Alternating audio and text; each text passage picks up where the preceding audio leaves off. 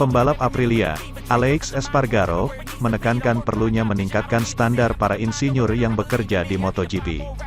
Kontroversi terkait front right height yang digunakan Ducati menjadi topik bahasan dalam pertemuan Asosiasi Pabrikan Motorsport dan Federasi Balap Motor Internasional, FIM.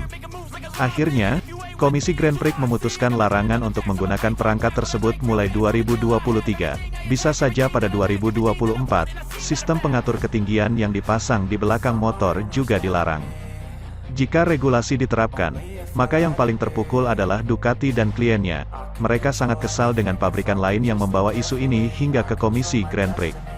Di sisi lain, keputusan tersebut memunculkan debat baru. Bagaimana menginterpretasikan larangan penggunaan elemen yang masih berada dalam kerangka aturan teknik? Ketika dimintai tanggapan mengenai topik ini, Espargaro memberi jawaban, "Saya tidak mau menjadi polemik, tapi saya pikir kompetisi harus meningkatkan level insinyurnya. Saya bicara tentang IRTA, Asosiasi Tim Balap Internasional, yang bertugas menegakkan aturan. Tidak mungkin bagi mereka menemukan dan merekrut insinyur terbaik dari yang sudah ada dalam tim."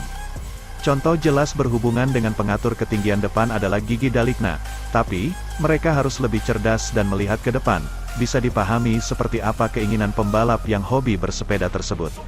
Ia menyoroti banyaknya para teknisi dan insinyur di lingkungan MotoGP yang pandai mencari celah dalam aturan. Area abu-abu dimanfaatkan untuk menerapkan ide-ide mereka dalam mendongkrak performa motor.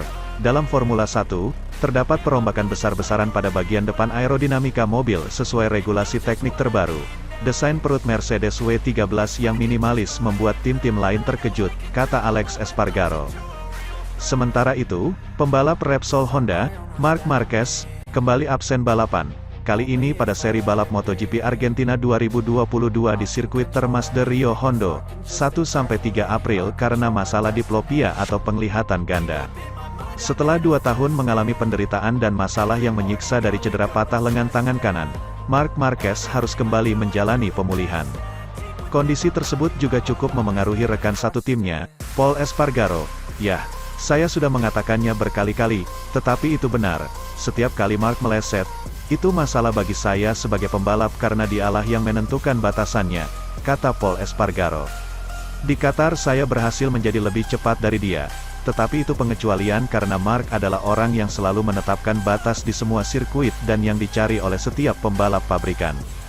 Dia memberi para insinyur informasi berharga untuk meningkatkan motor. Banyak penggemar datang ke Termas dari Rio Hondo untuk melihat Marc Marquez di lintasan. Namun, penggemar akan kecewa karena masalah yang menghinggapi Honda. Marquez adalah satu-satunya pembalap yang mampu membawa Honda kembali ke puncak dunia.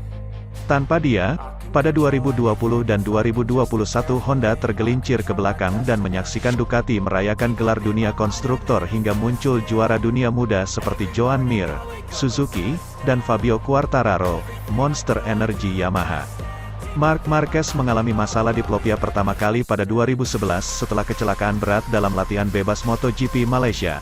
Akibatnya, pembalap berusia 29 tahun ini harus merelakan diri selama 2 tahun tidak memperebutkan mahkota juara dunia MotoGP.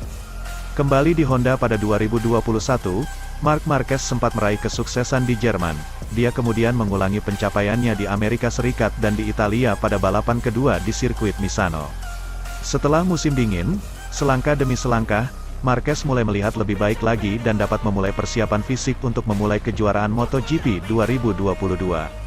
Pemegang 6 gelar juara dunia MotoGP itu mengikuti tes pramusim dengan Honda barunya, tetapi dia sudah lama ragu. Setelah posisi kelima pada GP Qatar, Marquez kembali terjerumus ke dalam mimpi buruk diplopia, menyusul high side di sirkuit Mandalika, Lombok, Indonesia saat sesi pemanasan. Dengan absennya Marquez, pembalap Jerman, Stefan Bradl, akan menggantikan posisinya pada seri balap MotoGP Argentina.